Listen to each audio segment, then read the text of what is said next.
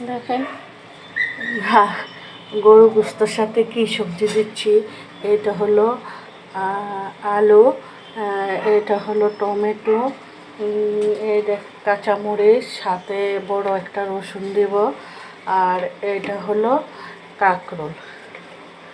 গরু গোশতটা কষানো হয়ে গেছে, এখন আমি এগুলো দিয়ে দিব। সবগুলা ডান সবগুলো দিতেছি। এগুলো দিয়ে এই যে নাড়াচাড়া দেব, এরপরে একটু কষাবো ভালোভাবে। আপনারা কখনো কি কেউ খেয়েছেন এই যে কাঁকরোল দিয়ে, আলু দিয়ে, বড় একটা রসুন দিয়ে? হ্যাঁ, খেয়ে দেখবেন একবার এভাবে গরুর গোশত।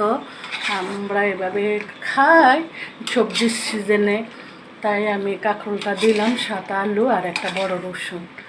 এভাবে খেয়ে দেখবেন, ইনশাল্লাহ ভালো লাগবে।